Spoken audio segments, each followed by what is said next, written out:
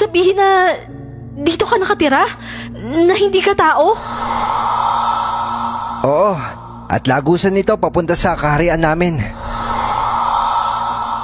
Nakikiusap ako sa'yo. Iligtas mo ang anak ko. Ayoko siya mapahamak. Ayoko mawala yung anak ko.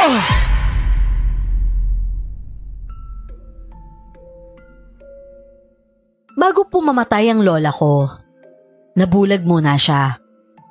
Bago din namatay ang nanay ko, nabulag din muna siya.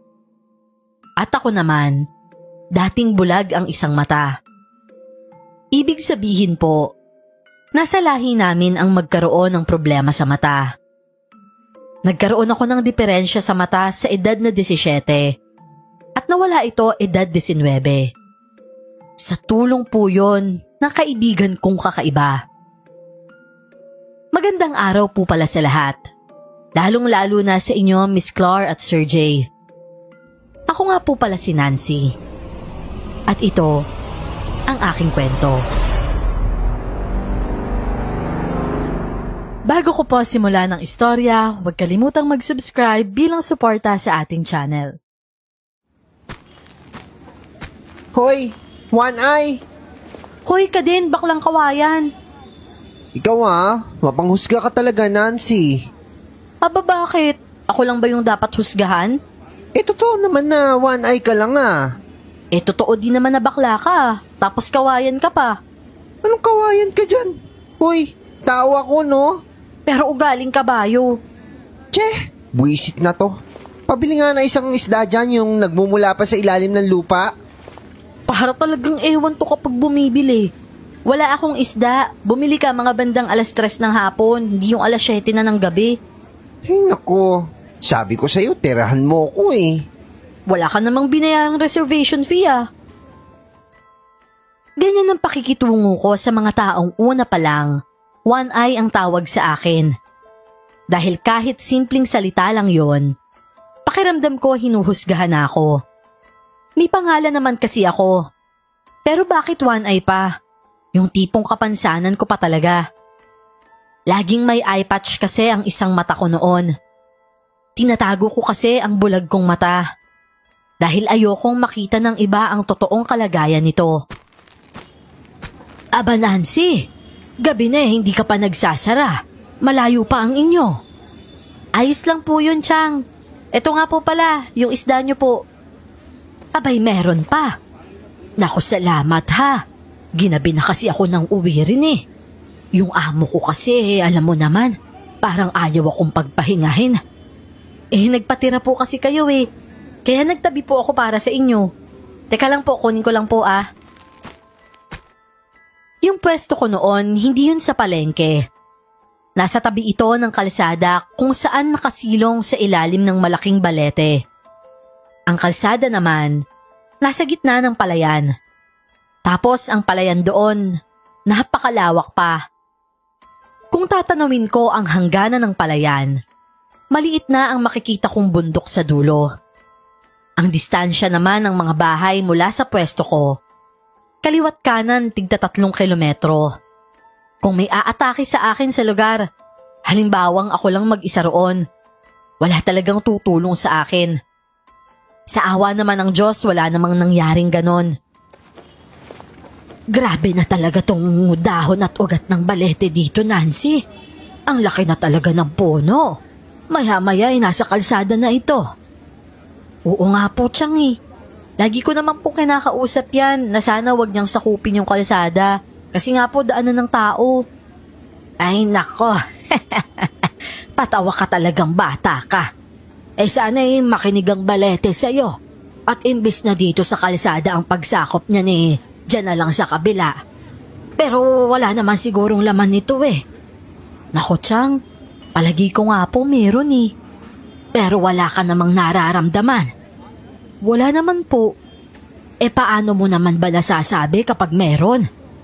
Yun po ang sinasabi ng instinct ko Instinct na naman. Pero sana walang laman. Kasi baka mamaya maisipan ng mga tao na alisin ito. Ay nako, baka isumpa ang 2 barangay. O siya Nancy, uuwi na ako ha. Magluluto pa ako ng hapunan sa bahay. Umuwi ka na rin at gabi na. Opo, Chang. Salamat po pala ha. Nang makaalis na siya, nagsara naman ako ng tindahan. Sa likurang parte ng Balete, may daanan doon. Malapad na pilapil yon papunta sa tinitirhan ko. At diretso liko pa kanan, liko pa kaliwa at pakanan ulit. May daan doon papunta sa bahay namin. Medyo nakakalito, pero ganun po kalayo ang tirahan ko sa pwesto ko. Pero madali lang sa akin ang pag-uwi dahil may gamit akong bisikleta. O ano kaibigang Balete, salamat sa araw na to ha. Naubos na naman yung paninda ko. Uuwi na ako ha. Tsaka bilin ko, wag mong sakupin tong kalsada. Dito ka lang sa likod, sa bandang palayan. Dito ka magparami ng ugat. Kasi kung dito ka sa kalsada, kita mo, sementado. Maraming sasakyan na dumadaan dyan. Masasagasaan ka. O baka sila yung madisgrasya dahil sa'yo, di ba? Si tatay na lang po ang kasama ko sa buhay noon. Hindi ako nakapagtapos ng high school dahil sa kapabayaan niya. Second year ako noon nung mamatay ang nanay ko. Kaya imbes na mag third year high school na ako, hindi na ako nakapag-enroll. At pagdating ko naman sa bahay, wala doon ang aking ama. Ay nako, sigurado lasing na naman yun pag-uwi mamaya. Si tatay talaga, kaya walang asenso sa buhay. Ganun po ang buhay ko. Kahit anong pagsusumikap ko para sa buhay namin, danas na danas pa rin namin ang hirap dahil sa ugali ng tatay ko. Hindi talab ang sagana ng kita ko sa pagtitinda ng isda araw-araw. Dahil merong humaharang nito. At yun nga si tatay. Kung siguro sinasamahan lang ako ng tatay kong lumaban sa buhay, baka magaan ang pamumuhay namin. Nagluto na lang ako ng hapunan. Kumain mag-isa at naglinis ng katawan pagkatapos ay natulog. Pero naalimpungatan ako dahil sa isang kalabog. Animal na buhay ito! Nancy! Buksan mo ang pintuan! Anak, sarap ng tulog ko eh. Inambulabog pa. Opo, sandali lang po. Nandyan na po yung alipin mong anak. Alam mo, asyumero ka talagang babae ka. May palaklak ka pa ng pinto. Abay, sino ba ang aakyat sa'yo dito? Kahit matandang rapist walang papatol sa'yo dahil bulag ka. Rapist lang ba tayang dapat pagsarahan ng pinto? Walang bulag-bulag sa aswang, tay. Kahit nga lasinggerong tulad mo, kakainin niya kung gutom siya eh. Ba't sumasagot ka pa? Eh kasi ho, may isasagot ako. Oh. Nako tay, hindi tatama sa akin yung kamay mong panampal sa mukha ko. Kasi lasing ka at marunong akong umilag. Huwag mo nang ituloy kasi baka ikaw ang dumiretso sa lupa. Itutuloy pa. Yan tuloy. Natumba ka tuloy. Aray ko! Animal kang bata ka! Ako pa ngayon yung animal. Ikaw na nga tong nananampal eh. Ano tay, tulungan kitang makabangon. Tigilan mo ako! Sigurado ka ba tay? Hindi mo kailangan ng tulong ko? Masakit ba yung panga mo tay? Hala tay, ano nangyari sa ilong mo? Aray, buwisit ka talagang one-eye ka. Ang sakit ng katawan ko. Bakit ka ba kasi umiilag? Hindi pa naman ako umiilag, tay eh. Lasing ka lang talaga. Galit ka sa one eye pero duling ka. Parang mas okay pa pala yung one eye sa duling eh. Isara mo yung bibig mo ha, at baka mapadugo ko yan. Sus, may pangarap ka pang paduguin yung bibig ko. Simpleng sampal nga, hindi ka makakatama. Tulungan na nga kitang makabangon dyan, tay. Ito, abutin mo yung kamay ko. Sige. Aray ko. Ang sakit ng balikat ko. Tay, wala dyan yung kamay ko. Ito, nandito sa kabila. Saan ba? Ikaw bang hawak sa kamay ko? Hindi, tay. Ikaw dapat. Siyempre ako yung magbibigay ng tulong. Tapos hindi ka pa mag-e-effort. Alam mo, ang lakas mo talaga asarin ako kapag lasing, no? Ang sarap mong paglaruan kapag lasing, tay eh.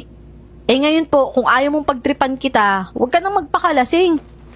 Tandaan mo, babae ha. Mabubulag ka rin tulad ng nanay mo, ng lola mo. Mawawalan ka rin ng paningin.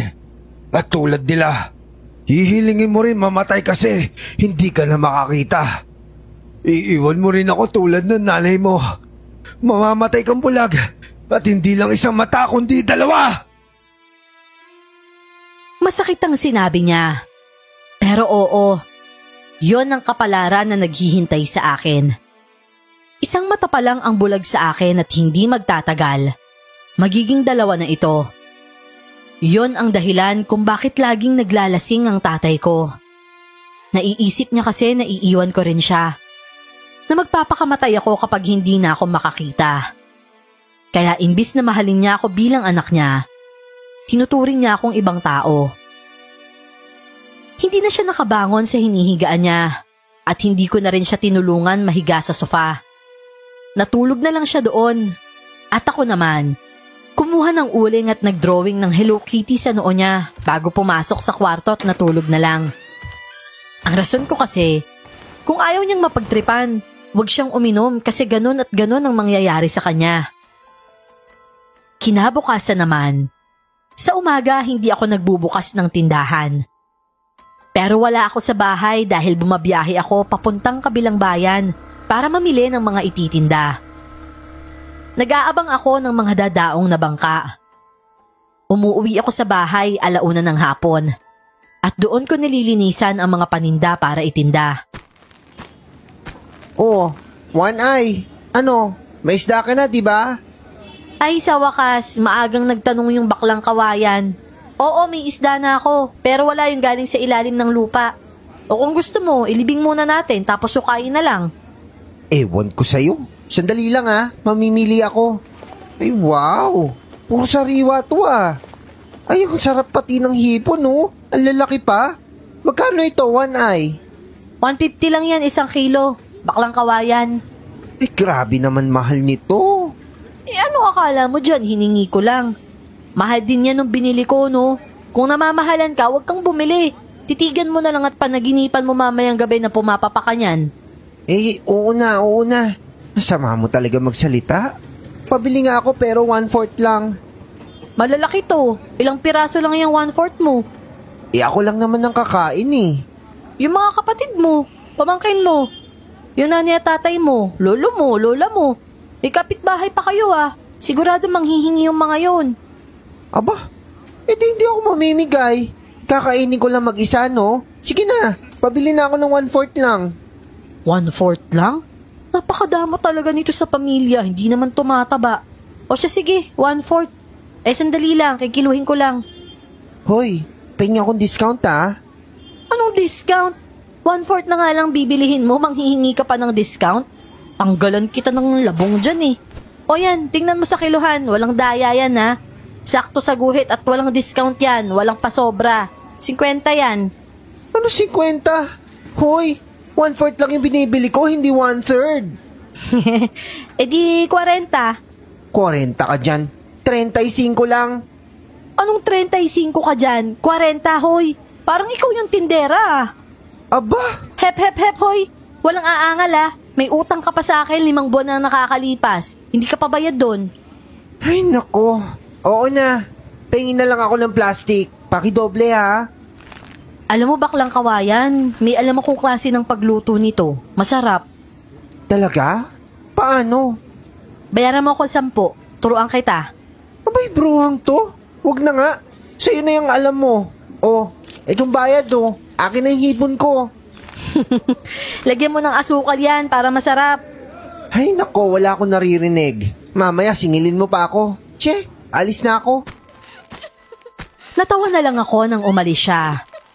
Malayo pa ang bahay ng bading na yon. Pero mas gusto niyang bumili sa pwesto ko dahil laging sariwa ang mga isda ko. Dahil buena mano, ginamit ko ang pera niya at pinagpag sa mga paninda ko. Naniniwala kasi ako na kapag ginagawa ko ang bagay na yon, mauubos bago maggabi ang mga paninda ko. 3:00 ng hapon ang simula kasi ng pagbukas ko ng pwesto.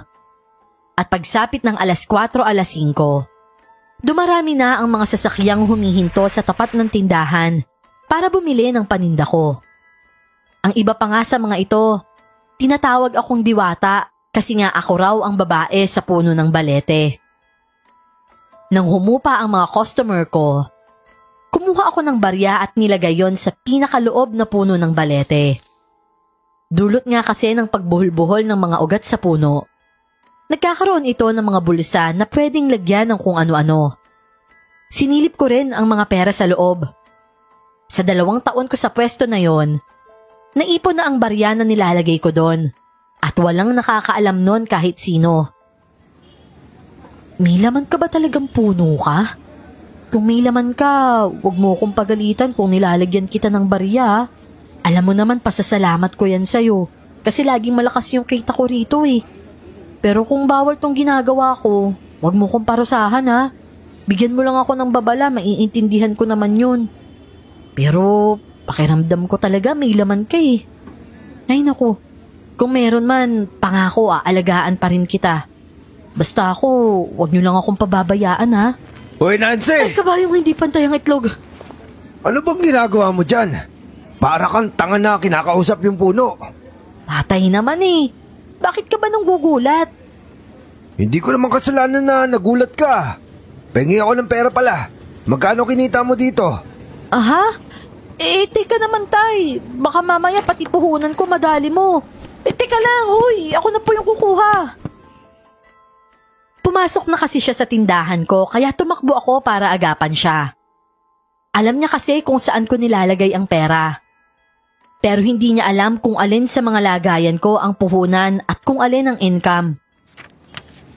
Wag naman yan, tay. Sinasabi ko na nga ba puhunan ko yan eh. Ito po oh. Pero tay, bibili ko to ng bigas kasi paubos na yung bigas dito sa bahay eh. Ito po, 50 na lang muna. Hindi pa kasi nauubos yung paninda ko eh. Basta. Pahingi na rin ako ng isang bangus ha. Magluluto ako sa bahay ng hapunan. Doon po kayo mag-iinom? Hindi. Binigyan ko siya ng 50 at nagtaka ako dahil wala siyang angal. Hindi tulad sa madalas niyang ginagawa. Hindi ko na lang pinuna at kumuha na lang ako ng plastic para lagyan ng bangus na hinihingi niya. Eto tayo, nilagyan ko na rin ng alimasag at hipon. Baka gusto mo pang magluto eh. Umuwi ka na maaga mamaya ah. Aalis na ako. Umalis siya at sinundan ko lang siya ng tingin. Habang pinapanood ko siyang naglalakad palayo, nangasim ang ilong ko. Parang gusto kong umiyak dahil sa kauna-unahang pagkakataon. Naging ganon siya sa akin. Hindi siya naninghal ng insulto at nagreklamo sa konting pera na binigay ko. Talagang nakakapanibago yon. Ang arte mo naman, Nancy. Ba't ka ba iiyak? Hindi ka naman kinurot, hindi ka din naman sinampal. Pero, nakaka-stress talaga yung ugali ni tatay. Pero parang ang awkward naman na maging ganun siya. Parang ayaw ko siyang maging mabait sa akin kasi nakakaiyak eh. Pinigilan ko ang pag-iyak at ipinilig na lang ang aking ulo. Bumuga ako ng hangin ng ilang beses para alisin ang pakiramdam na naiiyak sa katawan ko. Ayokong makita ng ibang tao na lumuluha ako. Hindi kasi ako sanay sa ganon. Mas kilala nila akong matibay at walang pakialam sa sariling kapansanan. 6:00 ng hapon, naubos na ang paninda ko. Mabuti na lang noon at maagang dumaan si Tiang Rosa, kaya maaga ko ring naibigay ang mga bilin niya. Buti naman at tinabihan mo ko ng hipon, Nancy. Salamat ha. Magugustuhan ito ng mga anak ko. O itong bayan, wala ka ng paninda, huwag ka nang magpagabi dito. Iyon naman po talaga yung plano, Tiang. Ang sabi kasi ni tatay, umuwi ako agad eh, huwag daw ako magpagabi. Ewan ko ba kung bakit? Aba sinabi niya yon. Himala yun na. Himala nga po, Tiang. Hindi ko nga po alam kung anong nakain nun eh. Hindi ko na lang pinuna. Ang importante, hindi siya nagreklamo sa pera na binigay ko kanina. Aba bakit? Magkano bang binigay mo? 50 po. Pang-alak. Pwede na yon. Pero kung iaalak lang naman dapat hindi mo na binibigyan. Pero buti nga't hindi nagreklamo. Hayaan mo na lang. Huwag mo na lang punahin. Sana nga tuloy-tuloy na yan. Pagkaalis ni Tiang Rosa bilang panghuling customer ko, Agad akong nagsara ng tindahan. Nang kunin ko na ang bisikleta ko, may bigla akong naramdaman na dumaan sa puno ng balete. Nilingon ko ito at naabutan ko pa ang parang pilay na humahakbang. Kumunot ang noo ko kasi parang ang puti ng taong yon pero walang tsinelas. Sino yan? Nakita kita ah. Sino ka? Nang puntahan ko naman ang gawing yon, wala namang tao. Wala rin akong nakita sa likod na lumusot roon. At dahil sa nakita ko, naisip ko na baka nga may laman ang puno ng balete. Ah, may laman ka pala. Anong gusto mo? Alay? Dugo ng manok? Dugo ng baboy? Luyang pula o luyang itim? O baka gusto mo yung mga sinaunang barya ng Pilipinas? Ay putik! Buisit na motor to. Dahan-dahan lang eh. Hoy! Maubusan ka sana ng gasolina! Oh, ano? Ubus nga. Ang galing ko talaga.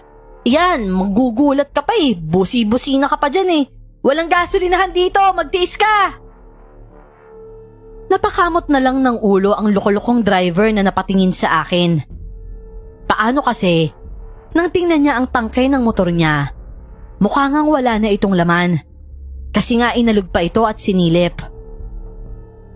Ay, oo nga tama. Paano pala kapag magtinda rin ako dito ng gasolina? Ang galing mo talaga, kaibigan kong balete. Akalain mo yun? Dahil sa'yo naisip ko yun. Mamaya huhugasan ko yung mga bote ng alak ni tatay sa bahay na walang laman. Yun yung paglalagyan ko ng gasolina. Umuwi akong pakanta-kanta pa habang nagpapapadyak ng bisikleta. Kahit ganun ang sitwasyon kong bulag ang isang mata, marunong pa rin akong gumawa ng paraan para maging masaya. Kahit sa mga simpleng bagay lang yan, na-appreciate ko yan at pinasasalamatan. Pagdating ko naman sa bahay, ginulat ako ni tatay. Hindi ko maintindihan kung bakit ginagawa niya yon. Pagbukas niya kasi ng pinto, hindi siya lasing at hindi rin siya amoy alak. Naganda na ako ng pagkain sa lamesa. Buti nagbigay ka ng hipon at alimasag. Nadagdagan pa yung niluto ko. Hindi ka lasing, tay? Hindi no. Bakit? May plano ka na naman bang kalokohan sa akin? Kalokohan? Ano namang kalokohan, tay? Wala Ginagawan ba kita ng kalokohan? Di ba wala naman? Kung hindi ako lasing, wala kang ginagawang kalokohan. Kung lasing ako, pagising ko kinabukasan, puno-puno na uling yung mukha ko. O sige na, magbihis ka na doon. Tapos bumalik ka dito sa kusina at sabay na tayong kumain. O sige po tay, bibilisan ko na lang po. Pagpasok ko sa kwarto, dulot ng saya dahil sa ganun ng tatay ko. Napakanta na lang ako. Napasayaw-sayaw din ako habang nagbibihis. At pagkatapos kong magbihis, bumalik ako sa kusina at nagulat ako dahil patay ang ilaw. At ang nagbibigay liwanag lang sa buong bahay, ang kandila sa kusina. Kasunod nun ay ang pagkanta ng aking ama ng happy birthday. Birthday? Ngayon, birthday ko? Yun pala ang araw na ika-19 ko. Kung kanina, pinigilan ko ang luha ko. Sa pagkakataong yun naman ay hindi na. Mahirap na talagang pigilan. At pagkatapos kumanta ng tatay ko, nangibabaw na ang iyak ko sa loob ng bahay. Oh, malungkot ka ba kapag nagbe-birthday ka? Hindi po, tay. Bakit ka umiiyak? Kasi ikaw yung nagluto sa birthday ko. Tapos ang ganda ng cake ko, sinaing. Wala naman ako pambili ng cake eh. At isa pa, mahal yun. Kaya ito na lang tong sinaingan, nilagyan ko ng kandila. Sige na, humiling ka na. Talaga ba, tay? Birthday ko ba talaga ngayon? Kung ikaw kinakalimutan mo ang kaarawan mo, ako hindi. Kaya sige na, humiling ka na. Malay natin matupad, di ba? Oo, sige po, tay. Teka po, mag-iisip po ako. Ano ba kasing hihilingin ko? Sana kapag nagtinda ako ng gasolina, maraming bibili. Matapos kong sabihin yon, inihipan ko na ang kandila. Ang ama ko naman ay napakamot sa ulo. Oh, bakit naman, Tay? Ang simple-simple lang naman ng hiling mo. Hindi malabo marami talagang bibili ng gasolina sa'yo kasi wala namang gasolinahan dito, di ba? Bakit hindi mo hiniling na sana makakita ka? Minsan kasi, Tay, mahirap humiling ng mataas. Mahirap abutin. Kaya ito na lang muna. Saka na ako hihiling ng mataas kapag ramdam ko ng madali na lang abutin. Marami po akong hiling pero sa isip ko na lang muna yun. Tutuparin ko po yun unti-unti. Ngumiti sa akin ang aking ama at inaya ko na siyang kumain. Parang unang gabi yon na magkasabay kaming kumain simula nang mamatay ang nanay ko. Naparami ako ng kain dahil masarap ang inihaw na bangus na niluto niya. May laman kasi yung kamatis, sibuyas at luya sa loob. Kinabukasan naman, maaga akong nagising at kinuha ko ang mga bote ng alak ni tatay. Hinugasan ko yon saka pinataob ang mga ito. Natapos ko yon mga bandang 6:00, pero parang nabigla yata ako sa pagtayo at may pumitik na naman sa mata kong natatakpan ng eye patch. Aray ko, ano na naman kaya to? Bakit sumasakit na naman yung isang mata ko? Bumalik ako sa pag-upo at pinatong ang mukha ko sa tuhod ko. Ininda ko muna ang pagpitik-pitik ng ugat sa mata ko ng ilang sandali. Nancy? Po, Tay. Anong ginagawa mo? Ano po, naghuhugas po ko ng mga bote na lalagyan ko ng gasolina. Bibili po kasi ako mamaya ng isang container. Oo, alam ko. Ang tinutukoy ko kung anong ginagawa mo dyan ngayon. Nakaupo ka. Nakasubsob yung mukha sa tuhod. Akala ko umiiyak ka. Ho? Halatay, hindi po. Inaantok lang talaga ako. Pero anong oras na pala? Baka kung anong oras na ako makauwi mamaya Nako, maliligo na pala ako. Hindi ko na sinabi ang totoong nararamdaman ko. Okay na siya sa akin. Baka biglang magbago ang pakikitungo niya kapag sinabi kong kumikirot na naman ang mata ko. Ang kinakatakot niya kasi, ang katotohanan na malaki ang posibilidad na madadamay ang isang mata ko sa pagkabulag. Pagkatapos ko ng lahat-lahat, agad akong nagpaalam sa kanya. Pero binigyan ko siya ng pera bilang pasalamat sa lahat ng ginawa niya kagabi. Malaki-laki yon kaysa sa binigay ko. 3:00 naman ng hapon, pagbalik ko sa pwesto ko, nagbukas na rin ako. Pero may mga taong tagalinis ng barangay ang may dalang mga itak, walis at mga sako. Nakarating ang mga ito sa puno ng balete. Nakaantabay naman ako. Grabe naman itong puno ng balete na to. Isang sanga niya ay halos sakupin na ang kalsada. Mahirap to kapag may dumaang truck na may kargang mais. Tapos may kasalubong na isang malaking sasakyan din. Kunin natin ito, oh. Naku, ewan ko lang kung papayag yung diwata dyan, ha? Tanungin niyo yan. Yan si One Eye, tanungin niyo. Bakit naman kailangan tanungin pa yan? Kalinisan naman ng barangay itong ginagawa natin. Kasi nga, baka nga may laman yan. Lagot tayo, Aling Sebang. Ay nako, walang laman yan. Nasa gilid ng daan, oh. Walang lamang lupa na titira dito, sus! Bumusangot ako sa sinabi ng ale na kasama ni Kudoy na tinatawag kong baklang kawayan. Lumabas ako sa tindahan ko at tiningnan ang sanga ng balete na tinutukoy nito. Iyang sanga ho ba? Oo, ayan nga. Tanggalin na lang siguro yan.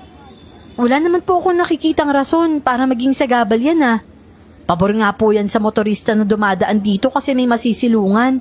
Kapag bumibili sila dito, dyan nakapark banda yung mga sasakyan nila. Sa mga motorista, oo. Pero sa mga malalaking sasakyan tulad ng truck, aba mahirap yan. Talaga ho ba? Bakit ho? May truck ho ba kayo? Aba, at kailangan may truck muna ako bago ko maintindihan ang sitwasyon nila. Ay naku, Aling Sebang. Sinasabi ko sa iyo, magagalit yung diwata dyan. Opo, kasi marami din namang truck ang humihinto dito para bumili ng isda. Pero kahit isa sa kanila, wala naman po nagreklamo Hindi sila nagre-reklamo dahil ano bang karapatan nila, ha? Kami, bilang binayaran para maglinis ng lugar, karapatan namin gawin to. Ikaw wala ka namang karapatan para pigilan kami. Nakikipwesto ka lang dito. Okay ho, sige, gawin nyo. Ako ba yung gagantihan? Basta ako, sinabi ko na sa inyo. Tandaan nyo, tong puno ng balete, parang may pamilya din to. Yang sanga na tinutukoy nyo, malay mo, bunso pala yan. At kapag tinanggal nyo yan, bunso nyo yung mawawala sa inyo. Gusto nyo ba yon? Naku, Aling Sebang. Huwag mo na ituloy. Baka mamaya totoo talaga yan. Isa ka pa namang uto-uto ko, Doy. Hindi mangyayari yan. Walang laman ito dahil sa gilid ng daan nga. Anyong engkanto, tanga?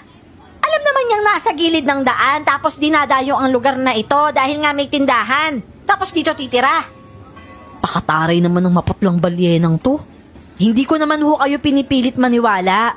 Basta ang masasabi ko lang, yung unang aakyat mahuhulog. Tapos yung gumalaw sa sanga na yan, bahala kayo. Magsisisi kayo habang buhay kapag siningil kayo niyan. Hindi talaga sila nakinig. At kung meron mang hindi sumunod sa gusto ng Ale, si Kudoy yon. Kahit madalas kaming magbangayan ng bading na to, susunod pa rin ito sa sinasabi ko dahil naniniwala siya. Unang umakyat nga yung aling yon. Kuyom na kuyom ang kamao ko habang pinagmamasdan ang pag-apak at pagkapit niya sa mga malalaking ugat ng balete. Pero tulad ng sabi ko, pagkarating ng Ale sa taas, nadulas ang isa niyang paa at bumulusok ito sa baba. Ay! Dabuhalang landslide! Si Aling Sebang nahulog! Tulungan nyo! Aling Sebang! Naku! Bakit kasi hindi ka nalang nakinig? Sinasabi ko na nga sa'yo eh! Aray ko! Aray kong braso ko! Tulungan niyo nga ako dito! Diyos ko po, huwag na po kayo tumuloy. Huwag niyo na pong galawin yung puno.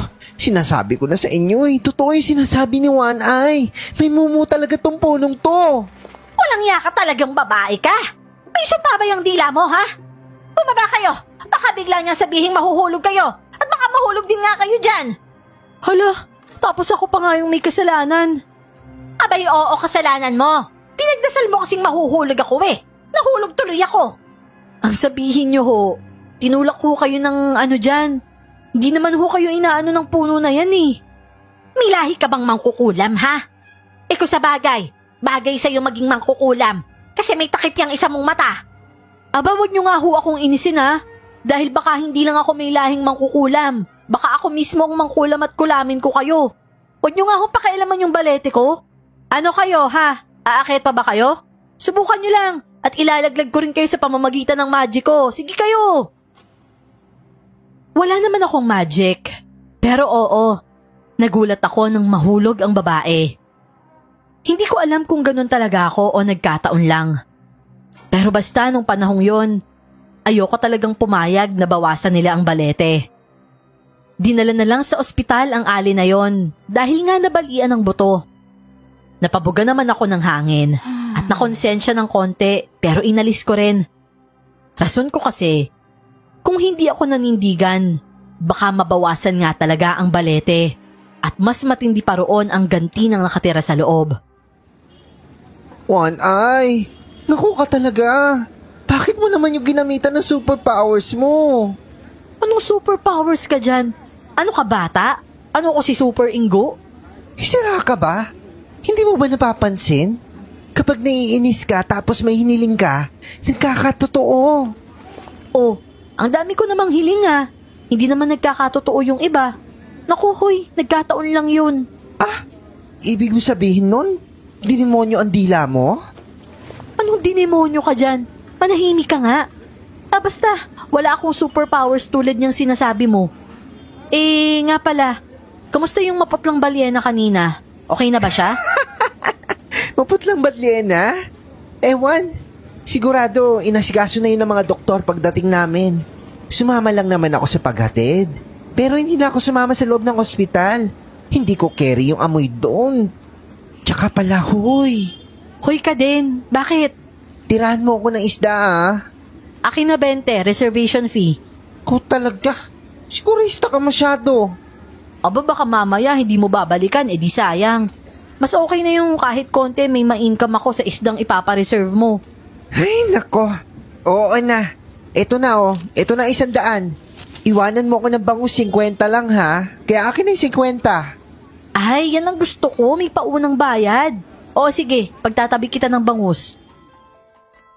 Umira pa siya bago umalis at natawa naman ako. Pagsapit ng mga bandang 6:00 ulit ng hapon, may mga natira pa akong paninda. Dumaan si Tiang Rosa at kinuha ang palaging pinapatabing isda. Dumaan din si Kudoy at kinuha ang pinatabi rin nitong bayad na. Tapos, may humintong motorista at binili ang mga natira kong isda. Akala ko maiiwan na yon, pero naubos pa rin pala. Bumili pa siya ng gasolina kaya tuwang-tuwa naman ako. Paano ba yan, kaibigang Balete? Niligtas kita kanina ha. Kaya huwag mo nang gagantihan yung mga taong gustong manakit sana sa'yo. Basta hanggat kaya ko, poprotektahan kita. Huwag ka lang manakit ng mga nagbabanta. Kasi malay ba nilang nandyan ka lang sa loob, di ba? Oh, ito pala yung mga barya na para sa'yo. Siyempre naman may party ka rin. Paano? Uwi na ako ha, bukas na lang ulit. Bumalik ako sa loob ng pwesto para magligpit na. Pero pagpasok ko, kumunot ang noo ko nang makitang may tao sa loob. Isang mistisong lalaki na mas matangkad sa akin ng konti ang nakita ko. Nakaupo sa upuan ko sa loob mismo ng pwesto. Kaya kinuha ko ang kutsilyo sa pasimano at tinutok yun sa kanya. Hoy! Sino ka? Bakit ka nakaupo dyan na parang hari sa upuan ko? Magnanakaw ka, no? Gusto mong nakawin ng pera ko, no? Nakikita mo naman, nakaupo ko, di ba? At sino ka nga para maupo sa upuan ko? Saan ka ba galing, ha? Wala naman ako nakitang pumasok, ha? Saan ka dumaan? Sa pintuan. Ano yan? Mas pilosopo ka pa sa akin? Sino ka ba kasi? Ako si Walan, yung kaibigan mo. Walan? Walang respeto? Walang pakialam? Oo nga, ikaw nga si Walan. Pakialam ko ba kung sino ka? Lumabas ka dyan, alis! Layas! Huminga siya ng malalim at tumayo. Humakbang siya palapit sa akin at kinabahan naman ako. Dahil may hawak na nga akong kutsilyo. Hindi pa din siya natatakot. Gabi na kasi, pero marunong naman akong lumaban kung sakali. Ito yung pintuan! Lumabas ka na! Umalis ka kaagad ha! Nagtataka ako. Marami kang hiling pero may isang bagay ka na hindi hiniling. At yun yung pinaka-importante. Gusto mo bang turuan kitang kung paano hilingin yun? Ang ano? Ayaw mo makakita? Nakakakita ako. Kita nga kita oh. Ano bang akala mo sa akin? Bulag lahat yung mata ko. Pero mas maganda sana kung nakakakita ang lahat ng mata mo. Lahat ng mata? Pati third eye? Naku, kahit 2 mata lang sapat na ako, no? At kahit hilingin ko naman yun, paano naman matutupad? Wala naman akong perang pampa-opera. At saka bakit ka ba nangingialam? Huwag mong sabihin na paki yung apelido mo. Walang pake pero walang respetong pakialamero. Ganon. Ay naku, tigilan mo na ako. Lumabas ka na. Labas na! 1, 2. Hoy! Mababastos ka! Bakit ka nakahalik sa mata? Lumabas ka na nga dito! Lalabas ka ba o sasaksakin kita? Oo na, lalabas na. Sungit naman. Oo, talagang masungit ako. Walang humahalik sa akin ha. Kapal ng mukha mo. Umalis ka na dito. Ay nako, mahulog ka sana sa putikan mamaya. Ay nako yung mukha mo. Hindi mangyayari yun no. Lalo na kapag kabisado ko naman yung daan. Umismid lang siya at umalis agad. Hindi ko siya pinanood na naglakad palayo. Basta ako, dali-dali kong tiningnan ang pera ko. Nandun pa naman yon kaya agad akong napasilip sa labas. Pero laking gulat ko. Kaliwat kanan hindi ko siya nakita. Hala, nasa na yun? Nawala agad? Lumabas ako at hindi pa naman ganun kadilim kaya makikita ko pa ang dulo mapakaliwaman o kanan. Sandali naman akong nagpakahulog sa malalim na pag-iisip. Parang napaka-misteryoso kasi ng lalaki para sa akin. Wala naman siyang kinuha sa tindahan ko. Ang tinanong lang niya ay tungkol sa hiling ko. Mahirap talagang intindihin ang tunay niyang pakay sa akin. Gayunpaman, nagpasya na lang akong magligpit. Dinala ko sa loob ang mga tinda kong gasolina at saka nagsara na rin. O paano, kaibigang Balete? Uwi na ako Bukas na lang ulit. Habang nagpapadyak ng bisikleta pa uwi, naiisip ko ang lalaking yon. Nagtataka talaga ako kung saan siya galing. May maayos rin naman siyang pananamit at mabuti siyang tao. Napakakinis pa nga ng balat niya. Hindi ko nga maipagkaila na gwapo siya. Hindi naman siya magnanakaw dahil nga wala siyang kinuha sa tindahan ko. At dahil naman siya ng isipan ko, biglang sumemplang ang gulong ng bisikleta ko at nawalan ito ng balanse. Nahulog ako sa pilapil at talagang baon ako sa putikan. Hirap na hirap pa akong bumangon dahil nga bumaon talaga halos kalahating katawan ko. Uy! Aray ko! Kainis naman to. Sa dami-dami kong pwedeng bagsakan, putikan pa talaga. Kung minamalas ka nga naman. Nasaan na yung bisikleta ko? Ano ba yan? Dun pa banda tumilapon. Sira na nga yung palay. Lagot ako sa may-ari nito. Kainis. Sinikap kong makaalis roon at kinuha ang bisikleta ko sa bandang gitna.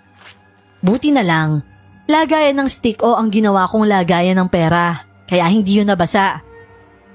Piniga ko na lang ang damit ko at tinanggal ang putik sa katawan.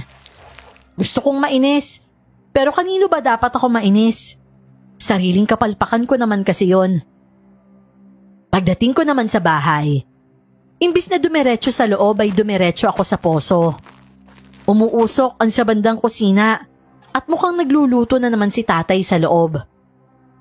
Nagbuhos ako ng tubig kasama ng bisikleta kong puno rin ng putik hanggang sa naalala ko ang sinabi ng lalaki. Walang iya talaga yung lalaking yun? Sinumpa ba ako nun? May sumpa yata yung bibig nun eh. Ay naku, wag lang talaga siyang magpapakita sa akin at isusumpa ko din talaga siya. Madalang siya.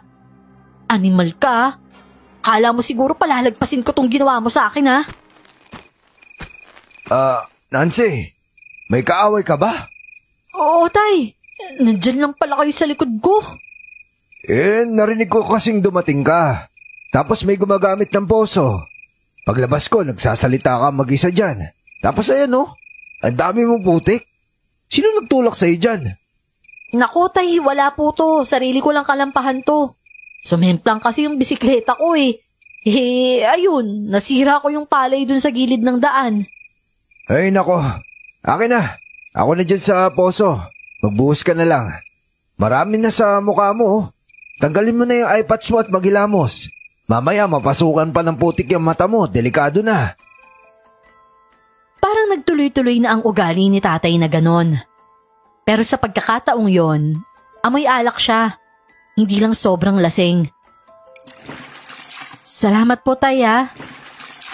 Tinanggal ko nga ang eye patch ko. At hindi ako nag-alangan dahil siya ang nag-utos. Dati kasi, yun ang ayaw niyang makita sa lahat.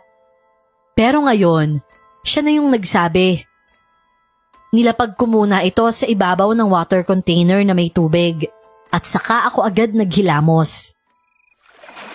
Nancy. Po, tay. Ang tiya Amelin mo. Gusto kong dalhin sa Maynila. Ipapagamot yung mata mo. Po? Saktong naalis ko na ang putik sa mukha ko nang mapatingala ako bigla sa kanya. At siya naman, parang natigilan at maging pagbomba niya sa poso ay napahinto rin. Si Tia Amelin po? Oh, kailan pag gumaling ang mata mo, Nancy? Gumaling po? Anong gumaling? Hindi mo alam? Wala na yung parang puti sa mata mo, Nakakakita ka na ba niyan? Nakakakita po? Tinakpan ko ang isa kong mata. Yung alam kong nakakakita. At iniwan kong bukas ang may diferensya at yun nga, nakakakita na ako. Tapos inalis ko ang takip ng isa. At oo nga, mas naging malinaw ang paningin ko. Halatay, paano nangyari to? Nakakakita na yung isang mata ko? Hindi na ako one eye? Napatingin ako sa tatay ko. At sa pagkakataong yun naman, lumapit siya sa akin. Madilim na noon. Bali ilaw na lang ang nagbibigay ng liwanag sa amin. Hinawakan niya ang mukha ko at doon siya umiyak nang haplusin niya ang ilalim ng parte ng mata ko. Aba, magaling ka na. Maraming salamat, Panginoon. Maraming salamat ho. Niyakap niya ako ng mahigpit. At dahil naman doon, kahit basa ako ay yumakap rin pabalik. Naiyak rin ako dahil sa natuklasan. Lumuluha rin ito at hinayaan ko lang na tumulo. Hindi ko pa kasi alam noon kung paano nangyari. Pero lubos talaga akong nagpapasalamat. Nahinto lang ang iyakan namin nang may umalulong na aso sa paligid. Kumalas ako mula sa pagkakayakap kay tatay at tumingin ako kaliwat kanan, harap at likod. Tay, alulong ng mga aso? Tapos ka na ba, Nancy? Bilisan mo na. Maligo ka na lang. Ipag-iipon kita ng tubig. Tapos pumasok na tayo. Parang hindi maganda yung alulong ng mga aso. Oo nga po, tay. Sige po, maliligo na lang po ako. Ang dami ko kasi talagang putik. Mabilis ang ligo na lang ang ginawa ko.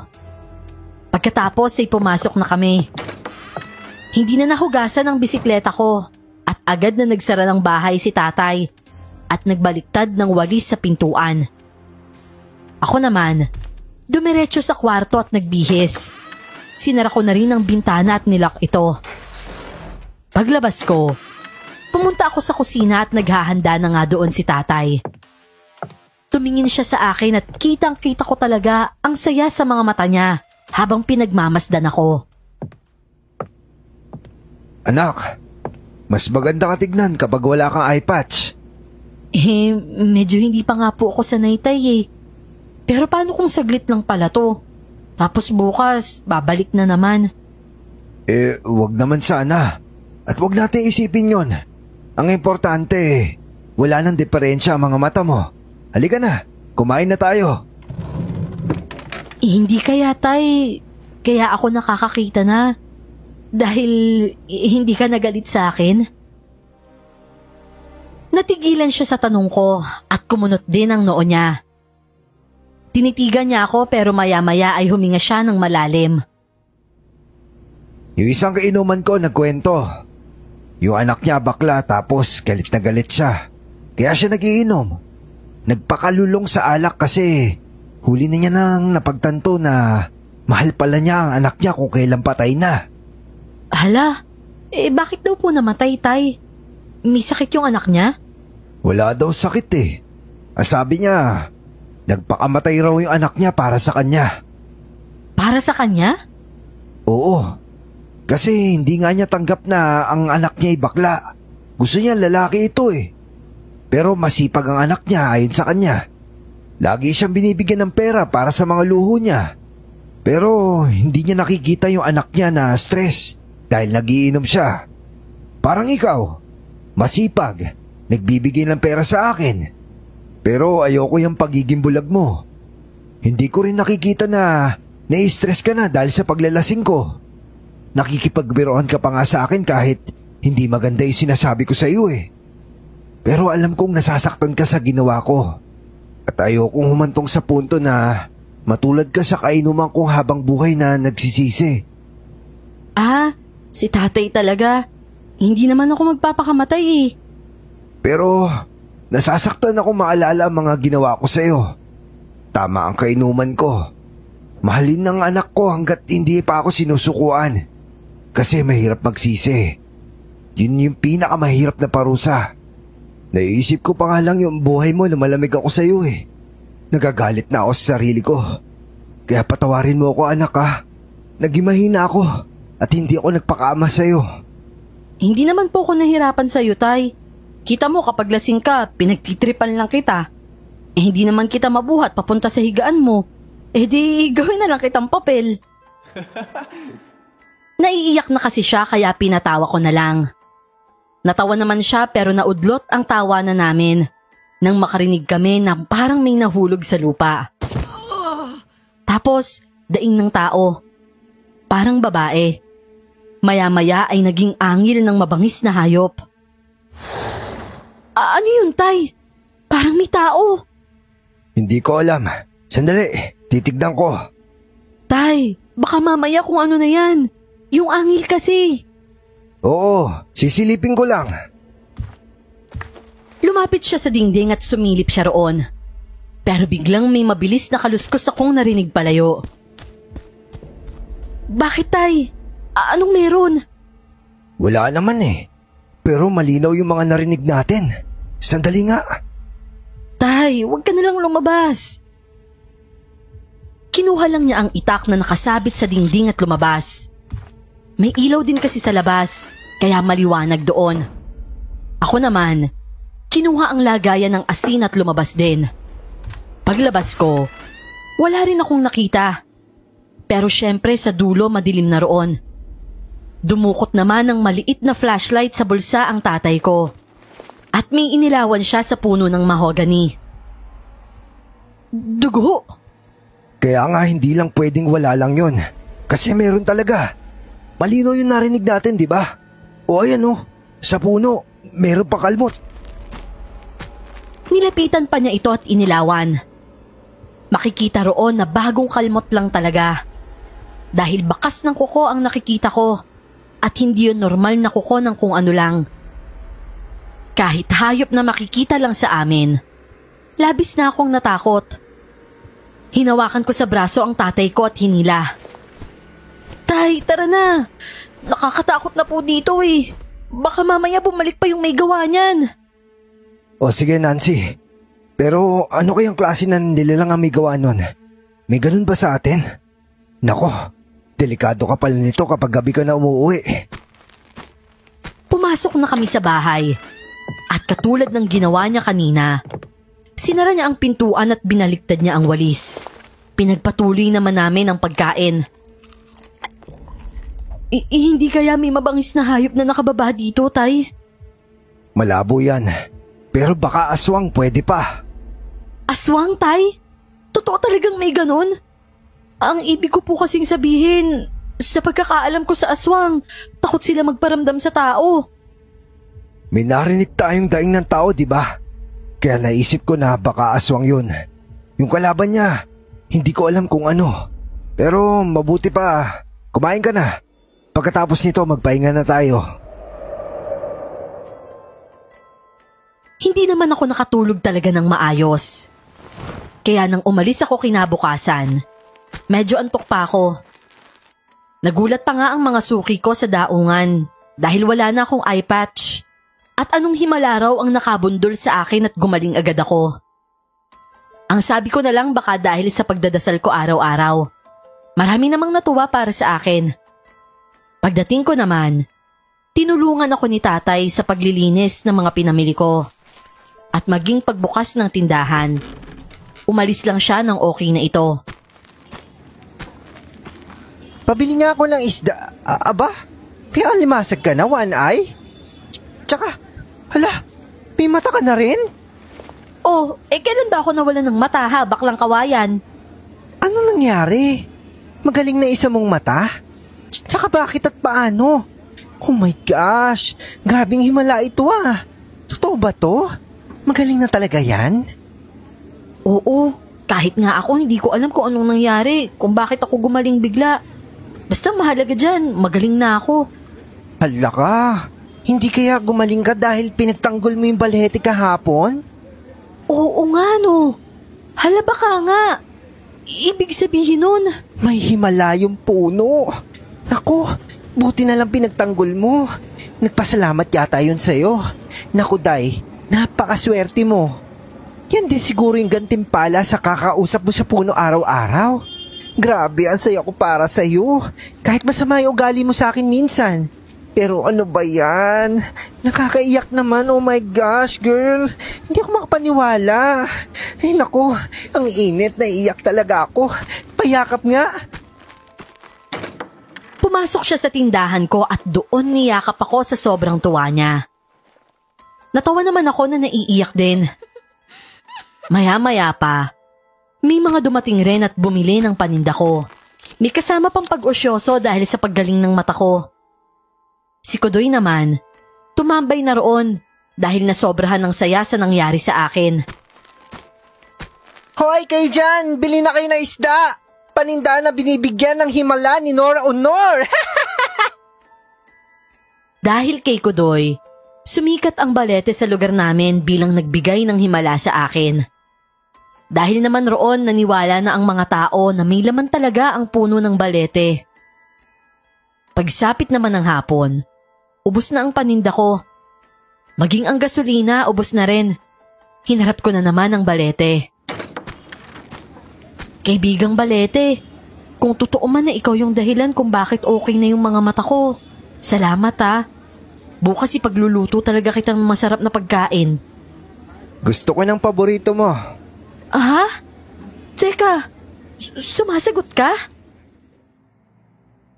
Mula sa kaliwang bahagi ng puno, may nakita akong paa na umapak sa ugat nito. Mula roon ay umakyat ang paningin ko hanggang sa muka at napatayo ako nang makilala kung sino. Ikaw? Mas bagay pala sa yung dalawang mata kesa sa isa. Teka nga lang, huwag mong sabihin na dito ka nakatira? Na hindi ka tao? Oo, at lagusan nito papunta sa kaharian namin. Ano? Sa kaharian nyo? Kaharian? Linawin mo nga sa akin. Engkanto ka ba? Hindi ka tao, no? Kung engkanto ka, bakit ganyan ang damit mo? Pang tao yan eh. Sa harap ko ay dahan-dahan siyang nagpakita ng totoo niyang anyo. Pumuti siya lalo at humaba ang tenga niya. Naging kulay berde ang mga mata niya. Ang mga kuko niya, humaba rin pero maganda pa rin. Ang damit niya ay nagbago. Naging mga dahon na lang ito. Ito ang tunay na ako. Ang damit na nakikita mong suot ko at anyo ko kanina, ilusyon lang yan sa paningin mo. Napatakip ako ng bibig sa gulat. Gwapo pa rin siyang lalaki. Yun nga lang, malayo na siya sa normal kung halimbawang tao siya. Humaba pa ang buhok niya. At hindi lang yon, nagkaroon din siya ng buntot. Isa akong tamawan na uri na engkanto. Yun ang dahilan kung bakit ako may buntot. Kaya ako lang binago yung sarili ko sa unang pagkakataon na nagpakita sa'yo para hindi ka matakot. Hindi ka tulad ngayon. Nakahanda ka sa makikita mo. Talaga? Grabe naman yan. Hindi ka naman nanunumpa, di ba? Bakit naman kita isusumpa kung mabuti ka naman tao, di ba? Tandaan mo, nandito ako para ibigay yung mga bagay na nararapat sa'yo. Magulang, biyaya, paningin at proteksyon. Anong sabi mo? Magulang?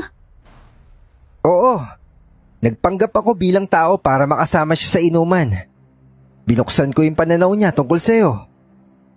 Ang ibig mo sabihin, ikaw ang kainuman niya na may anak na baklang nagpakamatay? Ako nga yun. Ikaw rin ang nagbibigay ng swerte sa paninda ko? Mismo. At ikaw rin ang nagpagaling sa isang mata ko? Wala nang iba. At ano namang proteksyon? Para saan? Laban sa mga nilalang na gusto manakit sa'yo. Sa nilalang na gustong manakit sa akin? Nancy! Ay, kabayo! Tatay naman eh! Ang hilig mo talagang manggulat! Sino bang kausap mo dyan? May nakikita ka ba? Kausap? Ito po, si Walan. Ano? Walan? Sino Walan? Oo, itong nasa harap ko oh. Puno lang naman ng balete ang nakikita ko sa harapan mo, Nancy. Wala namang kahit sino nandyan ah. Nancy, hindi niya ako makikita, kaya wag mo nang pilitin. Aha? Hindi mo raw siya makikita, tay. Pero opo, kausap ko yung engkanto na nagpagaling sa mata ko. Siya pala yun. Kaya pala parang himala, parang may magic. Engkanto? Diyan sa may balete na yan? May engkanto nagpagaling sa mga mata mo? Oo nga po, tay. Nasa harapan ko nga siya ngayon eh. Pero ang sabi niya, hindi mo raw siya makikita, kaya hayaan mo na. Ganun ba? Pero anak kung ganitong pribadong lugar, huwag mo siyang kausapin. Baka mamaya mapagkamalang kang baliw ng mga tao dito. Halika na, magsara ka na at uuwi na tayo. Sinundo na kita dahil nadala na ako kagabi. Nang nasa bahay naman kami, mahuhulog na sana ako sa pagkahimbing. Pero napansin kong may gumagalaw sa bintana ng kwarto ko. Naangat ko ang ulo ko at napatingin ako roon.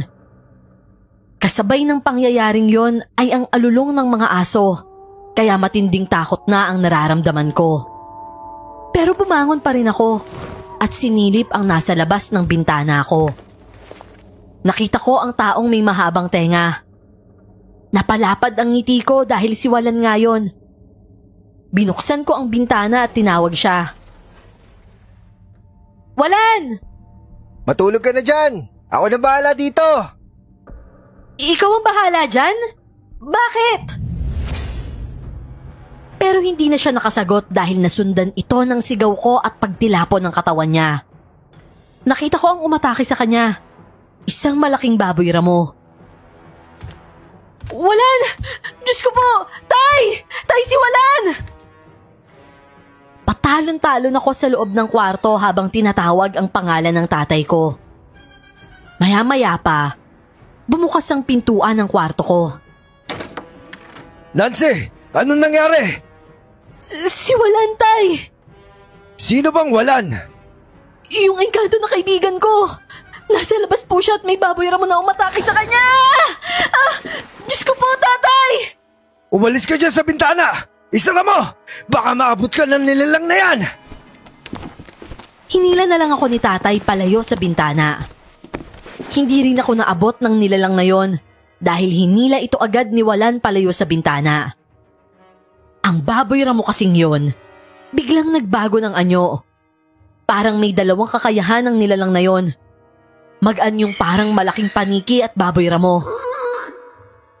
Lumabas kami sa kwarto at pareho kaming hingal ni tatay dulot ng kaba. Pero hindi siya basta nanatili sa isang tabi lang. Pumasok siya sa kwarto niya at sumunod naman ako. Naghalukay siya ng baul niya at doon meron siyang kinuha. Isang buntot pagi. Ano yung isang nilalang na yon? Ang haba ng tenga nun Nakita mo siya, tay? Nung nakita ko yung aswang, nakita ko siya. Si Walan yun, tay. Siya yung engkanto na nagpagaling sa akin. Mukhang ikaw yung pakay ng aswang. Kaya ba nandito siya? Sabi ko naman sa'yo, tay. Walang papatol na lalaki sa akin. Pero aswang meron eh. Natigilan siya sa sinabi ko. Hindi ko rin alam kung bakit nabanggit ko yon. Dahil sagutan namin yon nung lasing siya. Pero sa huli ay natawa naman siya. Maya-maya pa ay lumabas na nga siya ng kwarto at pumunta sa kusina. Hinayaan lang muna namin ang dalawang naglalaban sa labas. Alam ko namang kaya ni Walan ang nilalang na yon dahil makapangyarihan siya at walang imposible sa engkanto. Nilagyan ni tatay ng asin ang buntot pagi niya. Ako naman ay ang itak ang nilagyan ng asin. Dito ka lang. Isara mo ang pintuan at baliktarin mo ang walis. Dire-diretso siyang lumabas. Pero hindi ko pinakinggan ang sinabi niya. Mukhang hindi niya nakita ang ginawa ko kaya wala akong narinig na angal. Sino ka, asong ka? Anong kailangan mo sa amin? Pagkain mo? Hindi masarap kainin na matapang! Ilabas mo ang anak mo! Dahil sa kanya naghihirap ang kapatid ko ngayon! Hindi si Nancy ang may kasalanan kung bakit siya nahulog sa puno ng tahanan ko. Ako ang tumupad sa sinabi niya, kaya ako ang harapin mo! Ano? Nahulog sa puno ng balete? Kapatid ng maputlang balyena na yun yung aswang na to? Nahulog sa puno? Tinulak ba siya ng anak ko? At saang puno Huwag mo sabihing sa balete. Abay hangal ang kapatid mo kung ganon. Alam niyang balete, bakit niya inakyat? Lumabas ako at dun ko nakita ang aswang na nasa hugis tao ang katawan. Pero may buntot at may pakpak. Sobrang nakakahindik tingnan ang kanyang muka. Labas pa ang mahahaba niyang ngipin at ang mga kuko niya. Napakalaki na at napakatulis pa. Malayong malayo ang ganda ng mahahabang kuko ni Walan rito. Umatake ang aswang kay tatay. Napasigaw ako pero hindi ito umabot dahil nahuli ni Walan ang paa nito. At buong lakas itong hinampas sa puno ng kahoy. Tay! Mag-ingat ka! Bakit ka lumabas? Delikado dito! Pero hindi naman pwede na pabayaan kita, Tay! Muling nakabawi ang aswang at si Walan na ang inatake nito. Mabilis kumilo si Walan. Mabilis lumipat ng pwesto at kulang pa ang lakas ng aswang laban rito. Bakit ka ba nangingialam dito? Sa tingin mo, bakit ako nangingialam? Sabihin na lang natin, kantahin mo na ang lahat, wag lang ang mag-amang ito. Lalo na ang tagabantay ng puno ng balete. Sinisikap ng aswang na masugatan man lang si Walan. Pero hirap na hirap itong isahan ng engkanto. Bagkus ay nahahatawan lang siya ng buntot nito. Sinusundan pa ni tatay ng palo rin kapag nagkataon. Buisit ka talaga! Sumuko ka na. Dahil hindi mo ko kaya. Isuko mo na ang bato sa akin. Hindi! Dahil bato ito ng pamilya ko! Hindi ko to pwedeng isuko sa'yo! Pwes, ako ang kukuha niyan sa'yo ng puwersahan. Sige, kung magagawa mo! Alam mo ba, ang mga bato na ginagamit ng mga aswang ay nagmula rin sa mga engkanto. Mga itim na engkanto. Sila ang may likha ng mga bato.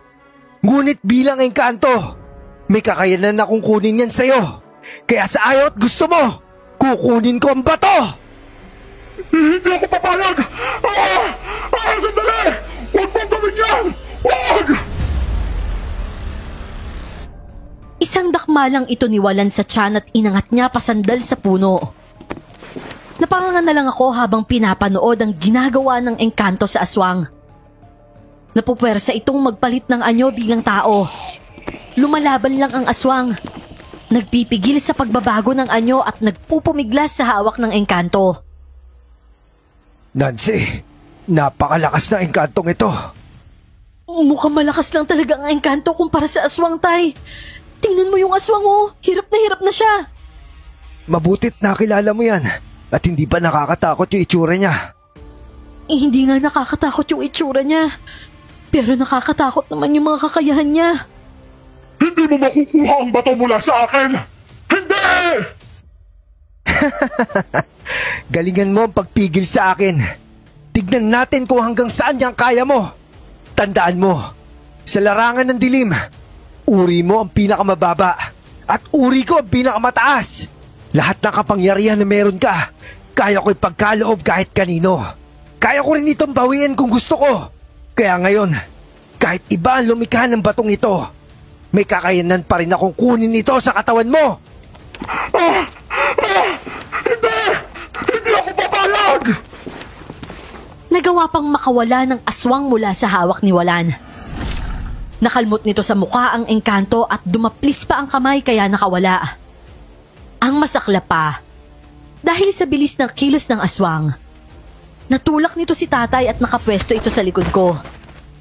Biglang hawak na nito ang leeg ko na naging dahilan ng panlalamig ng kalamnan ko sa takot. Nancy! Huwag yung anak ko, aswang! Bago mo kunin sa akin ang bato, papatayin ko muna ang babaeng to!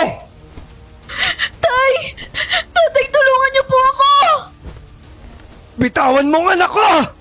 Nancy, anak! Huwag kang matakot! Nandito lang ako! Walan! Nakikiusap ako sa'yo! Iligtas mo ang anak ko! Ayoko siya mapahamak! Ayoko mawala yung anak ko! Huwag ka mag-alala. Hindi niya masasaktan si Nancy. Ano nangyayari? Bakit hindi ko maigalaw ang mga kamay ko? Dahil hirap na akong saktan ng aswang, siniko ko siya. Hindi siya makagalaw dahil kontrolado na pala siya ni Walan. Pagkasiko ko, sinipa ko agad siya. Ang aswang naman ay napaluhod. Pero nagsusumikap makawala sa pangongontrol ni Walan. Agad din akong hinila ni tatay para makalayo sa aswang. Nanginginig pa ang buong katawan ko nang akayin niya ako papasok sa bahay. Pero kahit takot, naintriga pa rin ako sa gagawin ni Walan sa aswang na yon. At maya-maya pa, isang malagim na hiyaw ng halimaw ang umalingaw-ngaw sa buong paligid. Kitang-kita ko kung paano bumalik sa pagiging tao ng tuluyan ng katawan ng aswang. Isa siyang babae na kamukha ng ale na nahulog sa balete.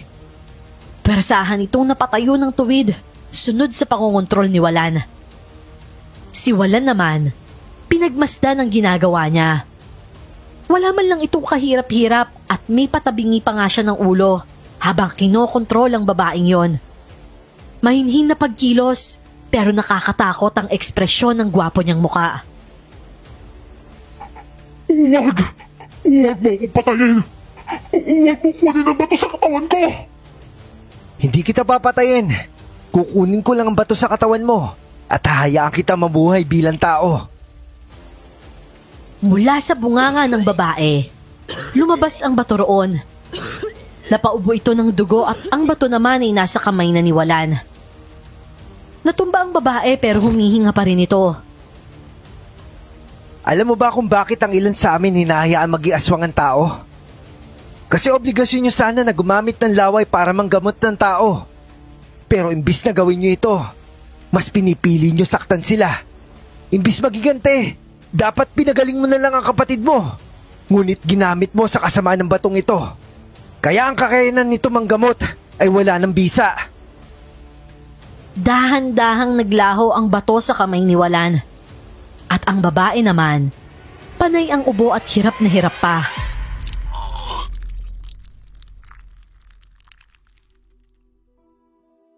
Hindi na siya aswang, di ba? Nagsusuka siya ng dugo, Walan. Baka kung mapano siya, huwag dito. Hindi magtatagal. Maghihilom din ang sugat niya sa loob. Pwede pala yun. Mabubuhay pa rin ang aswang bilang tao kapag wala na yung bato sa katawan niya. Ang akala ko, kamatayan lang yung makakapaghiwalay sa kanila. Mamamatay nga siya kung iluwan niya ang bato o ilipat ito sa iba. Ngunit ako ang kumuha, kaya binigyan ko siya ng pagkakataong mabuhay bilang tao.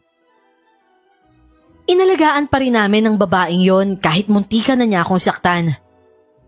Masasabi kong maswerte siya kasi nabuhay pa rin siya, kahit napuksa ang pagkaaswang niya. Mabuting engkanto talaga si Walan dahil pinili niyang magbigay ng tsansa. Sayang lang kasi gwapo sana siya. Yun nga lang, isa siyang engkanto.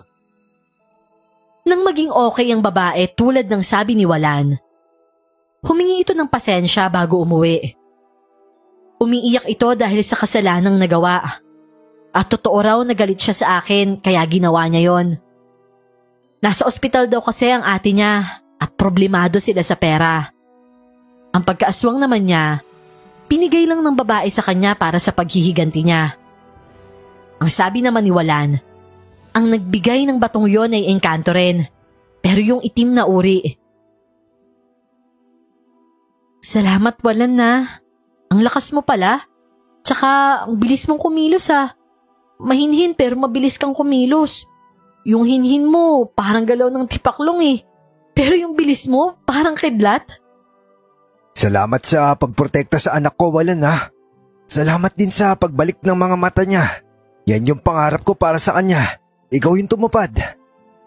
Basta't manatili lang kayo maging mabuti. Darating ako sa oras ng panganib. Bibigyan ko kayo ng pagkakataon makapili ng buhay na gusto nyo. Sabihin nyo lang, anong nais nyo? Kung pagyaman naman, di ibig sabihin nun, hindi na ako makakapagtinda ng isda kung mayaman na ako. Siguro sapat na ako sa pagtitinda. Kasi sa ganong paraan mas malapit ako sa'yo, di ba? Nandun lang ako sa'yo sa tabi ng balete. Tumangulang si Walan at hindi rin umangal si tatay sa sinabi ko. Para kasi sa akin, ang pagkakaroon ng kaibigan na tulad niya ay sapat na. Sobrang saya ko na. Lalo na't pati si tatay nakikita siya. Nagpaalam si Walan nung gabing yon. At kinabukasan, balik na ako sa buhay tindera. Ang akala ko nga magpapakita siya sa akin sa araw na yon, pero hindi na. Oh, bakit malungkot ka? Akala ko kasi tay, makakakwentuhan ko si Walan kanina eh. Pero kinakausap ko lang yung puno, hindi naman siya nagpakita. Engkanto kasi yun, anak. Magpapakita lang yun kapag kailangan mo siya. Nakakamiss din kasi yung mukha nun. Ang gwapo talaga niya tay, no? Sayang nga, hindi ko man lang nahawakan yung mukha niya eh. May gusto ka ba sa engkantong yun? Siguro. Pero hindi naman kami pwede. Ewan ko ba tay? Bakit pa kasi siya naging engkanto? Sana tao na lang siya para pwedeng gustuhin, no? Pero tay, parang ang bigat ng bato ko. Parang ang sama ng pakiramdam ko eh. Ay, siguro dahil to sa takot ko kagabi. Kakainis naman to. Hindi ako pwede magkasakit. Patingin nga ako. Nako, may lagnat ka anak. Kumain ka muna. Bibili ako ng gamot. Parang ang bilis pa nun tumaas ng lagnat ko. Pagkatapos kong kumain at makainom ng gamot na binili ni tatay, natulog na ako sa kwarto. Nagising ako dahil sa malamig na kamay na dumampisan ako. Nakita ko si Walan. Nakaupo siya sa tabi ng higaan ko. Wala ka ng lagnat. Matulog ka na ulit. Walan? Sandali lang, wag ka munang umalis. Ikaw tawag ako ng tawag sa'yo kanina. Bakit hindi ka nagpakita? Nasa tabi mo lang ako palagi, Nancy. Matulog ka na. Nawala na naman siya ulit. At simula nung araw na yon, nagpapakita lang si Walan sa akin kapag magkakasakit ako. Binabalikan niya ako para gamutin. O kahit si tatay ang may sakit. Kaya nga minsan, para makita siya ulit, nagpapanggap akong may sakit. Pero mahirap talagang lokohin ang engkanto. Sa ngayon po, Miss Clark, dahil sa pagkakaroon ko ng kaibigang engkanto, umangat po kami ng tatay ko sa hirap. Nabili namin ang lupa na malapit sa Balete. Lumipat kami ng bahay roon. Bigasan at isda ang tinda ko sa ibaba. At bahay naman namin sa taas. Ang puno ng balete doon, mas lalong lumaki. Pero ang ugat nito, nasa bakura namin. Hindi na kasi palayan ang nandoon, kundi bakura na namin. Sobrang laki na talaga nito ngayon. Sa ngayon po ay 35 na ako. Meron na akong isang anak na babae rin. Pero wala akong asawa. Hindi po si Walan ang ama ng anak ko. Ibang lalaki po yun at nagtatrabaho ito sa ibang lugar. Nagawa ko rin kasing pumunta sa syudad noon, pero sa tabi pa rin ako ng Balete umuuwi. Talagang hindi ko kayang iwan ang lugar na minahal ko, kasama ng anak ko at ng ama ko. Hanggang dito na lamang po ang aking kwento, Miss Clark. Maraming salamat po sa pag-ere nito.